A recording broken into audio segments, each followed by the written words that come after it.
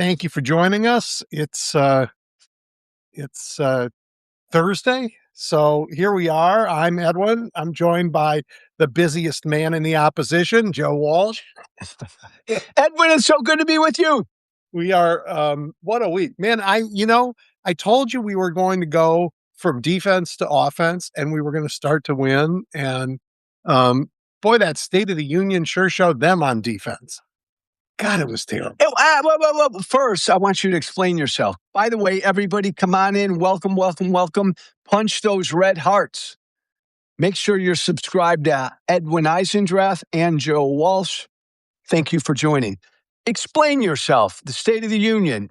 State of the Union. They were on defensive. We're on the offensive. What do you mean? I mean, you got a president stand up there to give a speech that would have shamed Fidel Castro for its length and its wobbliness all over the place. He, instead of talking about like what he could do for America, he was running a game show. Come on down and get your prize.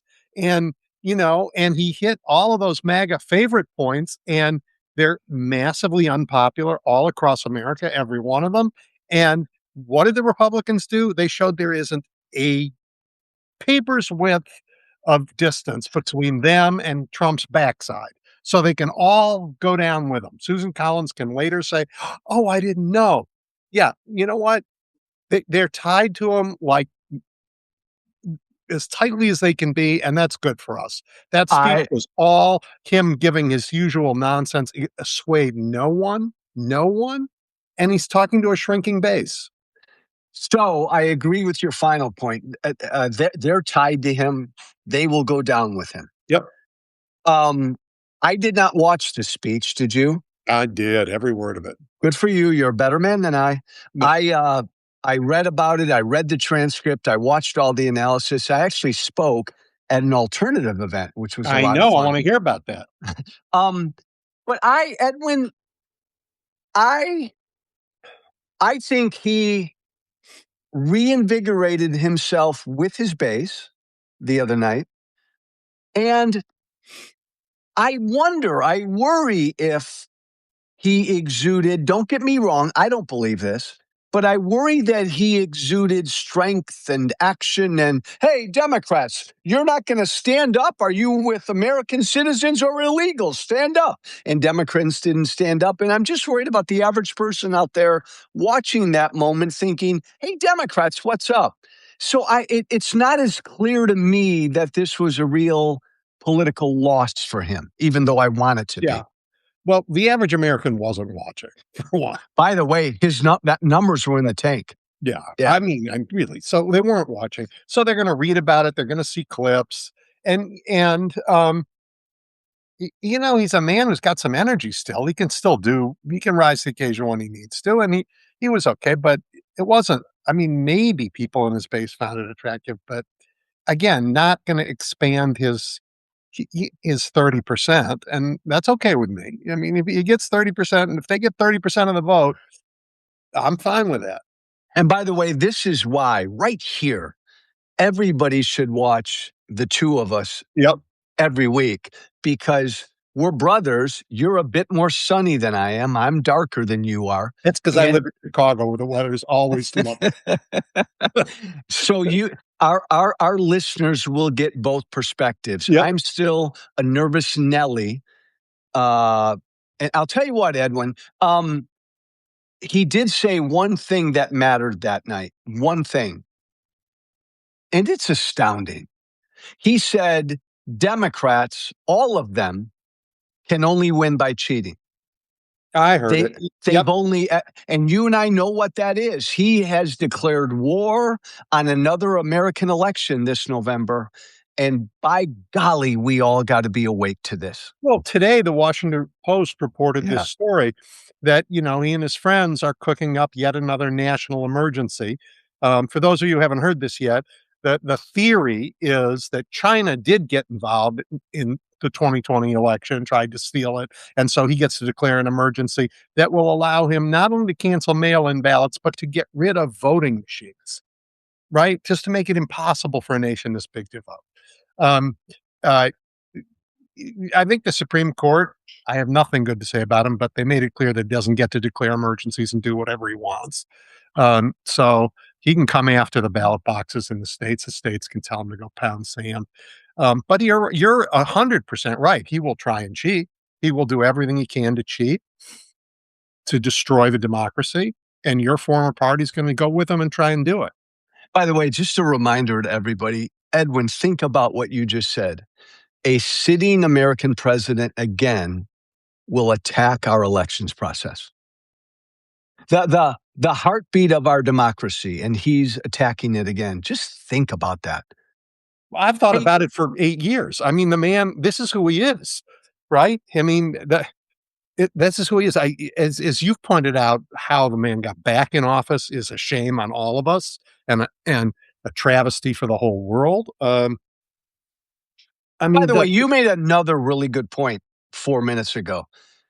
The vast majority of the American people didn't watch, and this is the world we live in now. So they will go to primarily social media to get informed about what happened in the speech, and they will go. Everybody will go to their own places, and that's really how both sides try to inform their voters. And his side is going to be bombarded with shit that makes Democrats look bad. That'll be the only info they'll see. I agree with that. But we're at the point in the country where things are breaking through. You know, the uh, the little kid that they took, the The Jewish Burmese people, refugee, the blind Burmese refugee. for example, right? And the people the Alex Preddy and Renee Good, the stuff is breaking. The Qatari plane, the Epstein stuff is breaking through all those media boundaries. And you know what else broke through? The U.S. hockey team win. And that was a bipartisan moment of joy that is reflecting badly now on those poor hockey players who did not understand how badly they were being used. But Hey, everybody, like both sides, cheered them, and I love that. can you and I talk about that for a moment? Because I bet we have a different take. Yep, So the men's team win their gold. yep. The FBI director is in drinking beer with the team, which is just, again, he's not really the FBI director. And Kash Patel puts Trump on the phone. Trump takes a ugly, just shot at the women's team. You cannot defend what he said. And the men's team laughed, primarily all laughed. I don't hold them blameless here. They're not kids. They're young men. They were put in an awkward situation, but damn it, they shouldn't have laughed at his ugly joke like that. One or two of them should have said, Mr. President, sir, my God, we love our women's team. Man, we're all together. None of them said that. Trump's Trump, but I really think the men's team, they were taken advantage of, but I man, they should have reacted I better. am with you on that. I'm Oh, old enough, though, to know that, that's acting in a political sphere. You know, the president of the United States gets on the phone right after you win. That requires a level of experience that many people don't get their whole lives, just to be able to say, "Wait, what's going on here?" They shouldn't have laughed. They shouldn't have gone with them. I I got nothing good to say about that, but I'm not gonna beat them up too much. And they're wrong. I'm giving them. I'm not justifying it, but it is a hard thing when you've just come off this victory and the president of the United States calls to congratulate you and says something dumb and people get anxious and they laugh. I mean, it was wrong, but I'm with you. I'll come down harder on them, but I get it. I'm not going to compare them, that hockey team, to all of Trump's enablers. This is a completely different situation. yeah. But the other point, Edwin, is just how that fucking guy tries to ruin everything and tries to divide us with everything. Yeah, no, he does. I mean, he was looking for reflected glory any way he could find it that night, because he doesn't have any left of his own. So he was just running the game show to see if he could bask in the light. And, he said a lot of things. There were a lot of people there who were worth praise, including a lot of people he never mentioned, like those Yeah. brave Epstein victims who are sitting right in front of him, who to him are still invisible. And his attack on the Somalis was Yeah. repulsive, repulsive, repulsive. Well, Um, they what, Ed? When they followed up on that, what did Vance announce yesterday? Suspending what, Medicaid payments to Minnesota? Um, Completely illegal. Again, it'll go to court. yeah, They'll lose yeah. again. They don't care. But they also said, I found out today that they have expanded. They put here, they've got a new expansion of a facility. This time it's not an ICE facility. It's in Pretoria because they are now expecting 45,000 Afrikaners a month to apply to come to the US because this is who they want, way over his immigration cap. White, white. Yes. And the particular ones who fought for apartheid. Yeah. Yeah. I mean, just repulsive. And now the Justice Department today announced it's investigating itself for maybe covering up the pages of the Epstein files. Like, oh yeah, Pam Bondi's going to investigate herself. Sure, that's something you can believe. Yeah, So again, thank you. That's a really big story. huge story. 53 pages from the public database, just missing. Yep. All having to do with FBI notes and interviews with a woman who claims when she was 13 years old, Trump raped her and beat her. And all of that's gone. Right. Right. Um, you want to say these are the least capable fascists on the planet, but I'm not sure that fascists attract capable people in any government.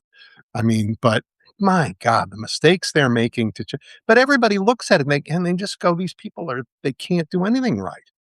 I mean, remember, like, oh, we're going to close the airport in El Paso for 10 days. Oops, no, we're not. Oh, we're going to get rid of TSA oops, no, we're not. I mean, they cannot govern. They can't govern.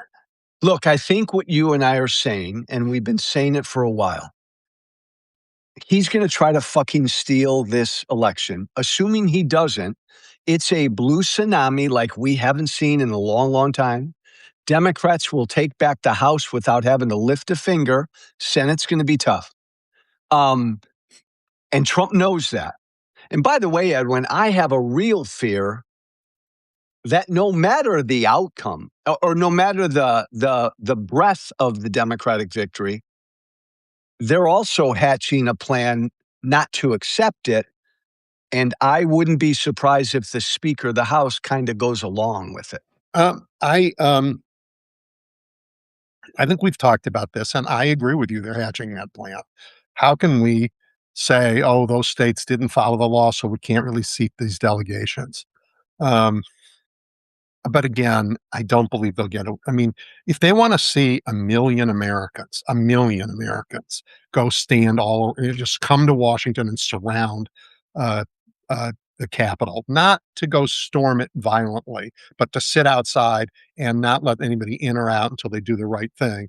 I mean, we'll come in numbers like they haven't seen, and we don't have to bring our guns, and we don't have to shoot anybody, and we don't have to be thugs. But we will come there and say, "You will not leave this building until you do the right thing." I promise you, Edwin, I will be armed. But I've got a really good friend who's a really smart guy, and he's told me that this would ignite if Trump fucks with this midterm and they refuse to accept the outcome and relinquish control in the House, Yeah. it would ignite something nationwide like we've never seen. Well, are already seeing it, Joe. I mean, I've never seen a president go from winning an election to being this unpopular this fast. And, um, and when you look at the energy on the other side, and I mean, all the elections that Democrats have won since then, ones they weren't supposed to win and ones they were supposed to win, the margins have been much Did bigger you because of the did energy. did you see down in Texas right now the early voting in Texas? This has never happened before. The No. Democratic vote is way Way. ahead of the Republican vote Yeah. in Texas. In Texas. Yeah. Never happened before to Now, this look, point. I have lost bets in I think 5 cycles in a row that we are finally gonna get Texas. So I'm gonna hold my powder. I'm not losing any Are more you money s on are you but are you gonna stick to that? I know Like, I'm gonna do everything I can to win Texas, okay, okay, but are but you predict I'm not gonna bet this year. It's been bad luck. and by the way, for the record, everybody listening to us, thank you, punch those red hearts. I gotta be honest, Edwin, I know who I think you probably want to win the Democratic primary down there. Most Democrats believe Tallarico's got a better chance in the general. I adore Jasmine Crockett, Yeah. and if she's the Democratic nominee, man, I think she could win down there too. Well, I think both of them can. I don't know enough about Texas to have an oar in that water. Um, but I think all this talk that Jasmine Crockett is somehow, good for the Republicans because she's black and she's outspoken it speaks more to Republican, bigotry than it speaks to, electability. Yeah, and whoever the nominee is, if the Republicans nominate what's his name, Paxson, oh my God, that guy is a horribly flawed candidate. He belongs in jail. I mean, He belongs he in belongs jail. in jail. He's a criminal, by all, aspects. He's done terrible things. Yeah. But the governor of Texas, Greg Abbott's got an ad out, trying to he's put a lot of money in that Senate race trying to say, they're gonna make Jasmine Crockett the nominee, and she's too liberal for Texas. She stands with AOC. He's trying to get Jasmine Crockett nominated because he thinks that's better for him. Oh, okay. Well, wait a minute. I know I'm slow today because I've had a busy day, but wait a minute. If you're Abbott and you're putting out an ad saying Crockett's going to be hard to beat, No, he's putting it out an ad saying they're gonna elect Crockett because she's a left-wing liberal who hangs with AOC and, wants to, empty the jails, right? So, it's an attack ad on Crockett meant to help her win the election, win the primary. but like, why would an attack ad help her? Wouldn't it hurt her in the primary even? Maybe No, not. not if it's coming from Greg Abbott and it's saying she's a liberal. No, that's gonna help her in the primary. Oh my God. I always, if you, weird, not a political question. I if you were not born and raised in Illinois, in Chicago, is there another state you've always wanted to live in? Well, no, but I love Texas. Don't get me wrong. There are I places love I love Texas too. Texas. Yeah, Yeah, yeah, I love that state. yeah. It's such a big state and such a diverse state, and Democrats are so close. And I'll tell you, the mid-decade redistricting down there is going to boot them in the butt. They're going, Yeah, yeah, that's not going to help they them. made a mistake for themselves. Yeah, they sure did. So, I mean, have you and I talked about the Supreme Court decision yet? That happened a day after our show last week. Yeah. I have a thought about that, and it's a serious What? thought. I want your judgment on this. The ruling came out, and like it's a simple case, right? Congress has the power to tax. It shouldn't have been that hard, but we had like 5 different opinions, right? They all lined up in different ways, and they argued with each other over whether the major questions doctrine is a thing, and if it is, what is it? And nobody can agree. And it left me thinking the most important job of a Supreme Court in a big country like this is to tell us what the law is. You can't really have the rule of law when you don't know. And we spent a year when they had the shadow docket stuff, and federal judges all over the country are now complaining, "Well, we don't know what the law is, guys, because you've told us something, but the case law runs a different way, and you haven't given us our reason, so we don't know how to do our jobs." And now we're seeing that the Supreme Court itself cannot I mean, if the major questions doctrine is an Yeah, actual thing, they can't tell us what it is. They're all arguing, and I think the Roberts Court has done this thing, Joe, that's so dangerous for America. We eh, we don't know what the law is anymore. agreed. They have failed to help, and it's hard. This country's huge and it's diverse, and the forces that animate the, evolution of law in case law and everything are dramatic and different. That's why the Supreme Court matters. It's there to help us establish what the law is at any given moment, and they fail. And that I mean, that more than the tariff decision itself is gonna be hugely problematic for us for years. I think when you look back, virtually every major decision in this Roberts Court has failed to go all the way. They've ruled against pieces of something. They've never, as you said, tell us what the law is. Tell us what they Roberts is loath to do that. That's In because it, he's a politician, not a jurist. well, and he's always been very pragmatic. And in the only thing I'll say in his defense is, I think he's got a Supreme Court where they're all at each other's throats, and even like the Trump, the more conservative ones, there are clear differences, and they bicker with each other and they fight with each other. I love I love I really respect Gorsuch, and I mean, think about part of his ruling. He basically took a shot at every Supreme Court justice, All of them. all of All of them. them. Yeah, it was amazing. And, he Yeah, was saying, "Look, the time has come for Congress to do its job." yeah. Right? And I appreciate that from the high and mighties on the Supreme Court, and if they want Congress to do its job, then they shouldn't have overruled Congress on voting rights and the McCain-Feingold and unleashed all of this money that's bought your colleagues in Congress. And he pointed right at Alito, Thomas, and help me, who's the third? Barrett. Alito, huh? No, Bear. Barrett. He took on Barrett too. No, but she voted. Oh, Kavanaugh. She voted. Barrett voted with the majority I against the know, chair. but she had a separate piece. They argued about what the major Yeah, questions doctrine was. but he looked at his conservative justices, fellow justices, Gorsuch did, Yep. and said, "Come on, guys! If this were a Democratic president who declared some sort of emergency to do something, you'd be voting against his authority to do that." More gently, he pointed at the leftist Yes, justices he and did. said, "Let's go. Let's be consistent. We know On what we're." major questions, yep.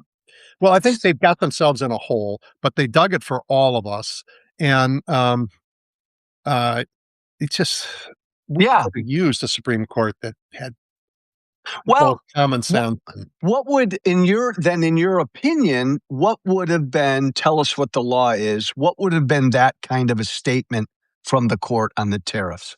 oh, it would have been That a very short decision that doesn't talk about major questions at all, just says, "The statute's clear, the power to tax belongs to Congress, period. Done." tariffs are a tax, the power to tax belongs to Congress. Next. Yeah, I mean, Agreed. right? But they wanted to they're worried about Congress and the power of the presidency generally, something that they've contributed to greatly, but they're now worried about it. So that's what this major questions doctrine is. And they used it with Biden because they didn't want him to get student loans deferred. So now they've applied it to Trump as well, and they think this is going to rein in out of control presidents. But they didn't say. But nobody knows what it is. So, No, like, because yeah, and because Trump immediately comes out and announces he's another statute he'll take advantage of to try to implement tariffs, which, by the way, is every bit as unconstitutional. every bit. It's even harder. It'll be even harder to make that case, right? But yet he decrees them.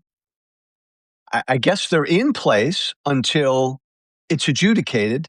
But even the statute he used, Congress has 150 days. Yeah, They have to approve it. yeah. And I don't even think this Republican Congress would, No, because 150 days is a long time.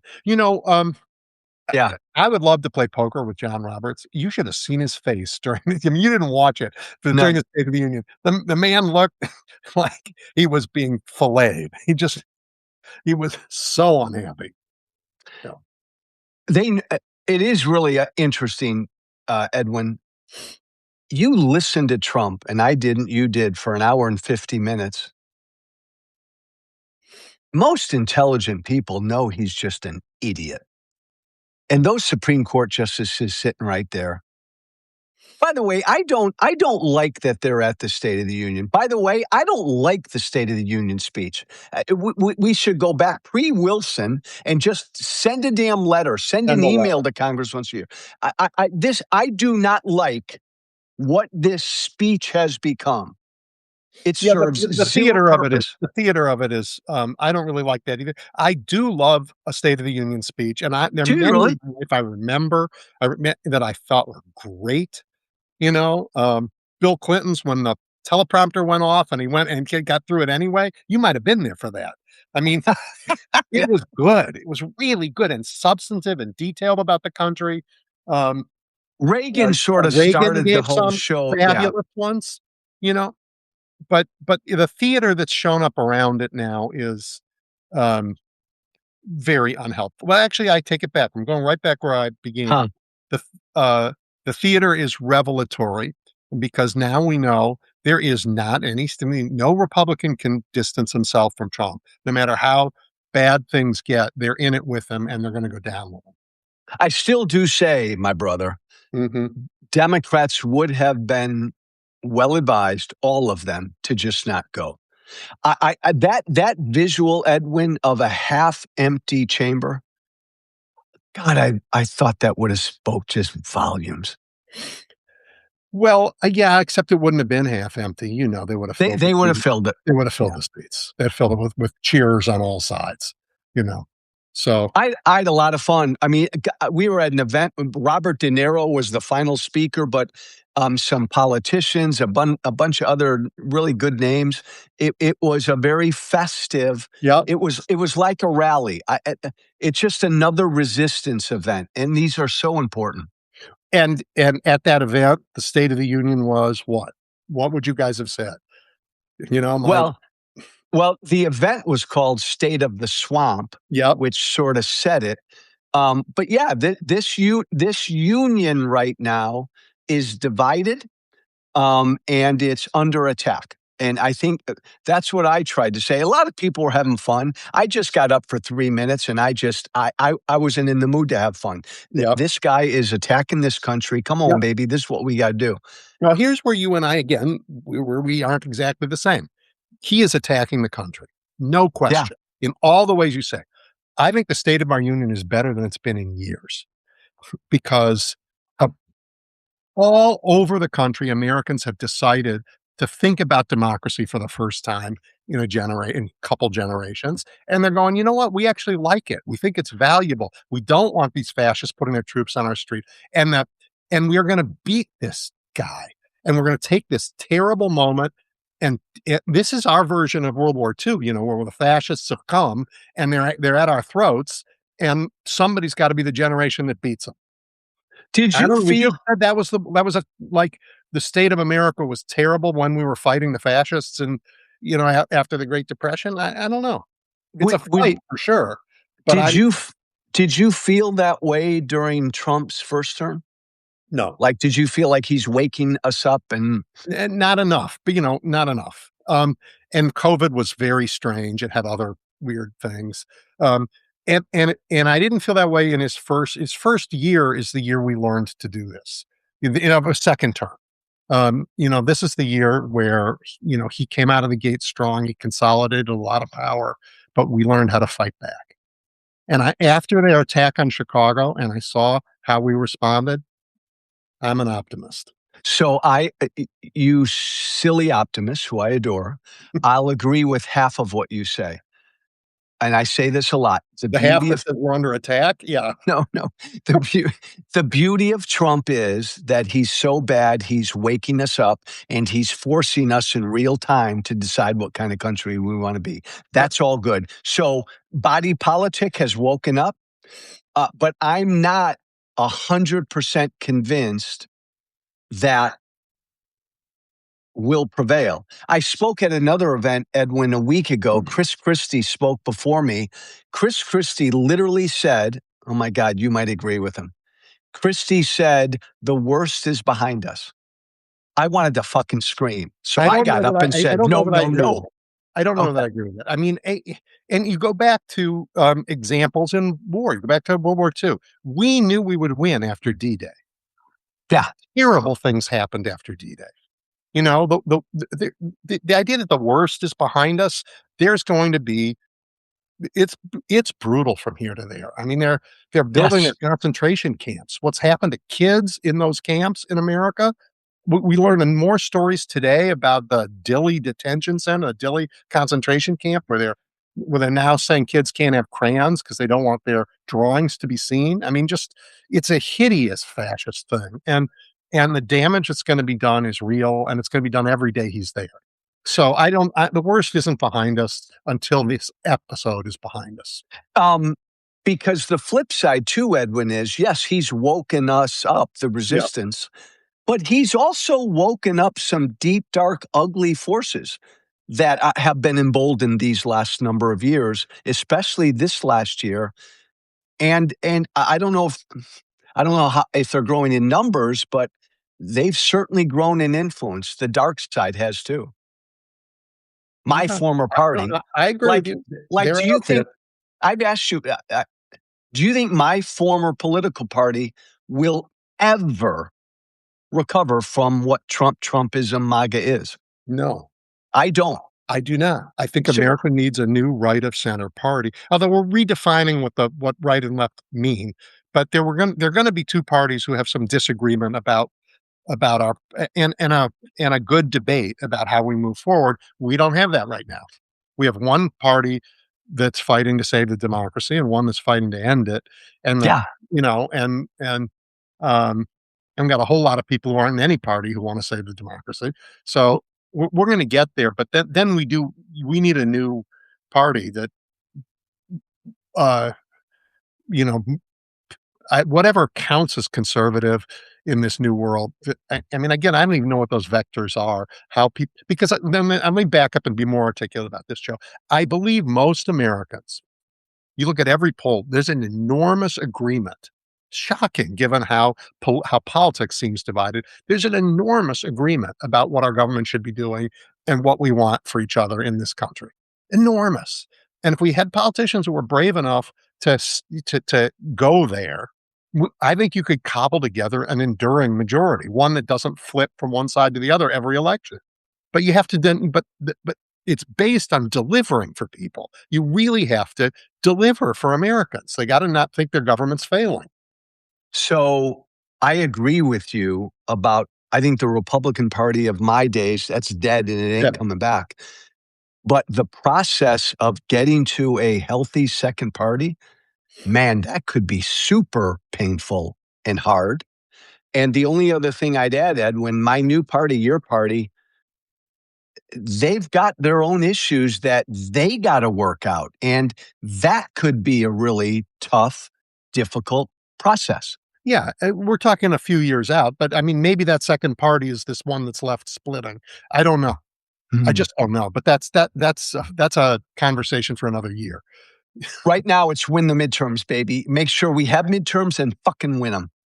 Yep, yep. Thank you, my friend. Always great. Make sure you subscribe to Edwin. And Thank you, Joe, brother. and we will see you in a week, guys. Thank you. Thanks, boss. Bye.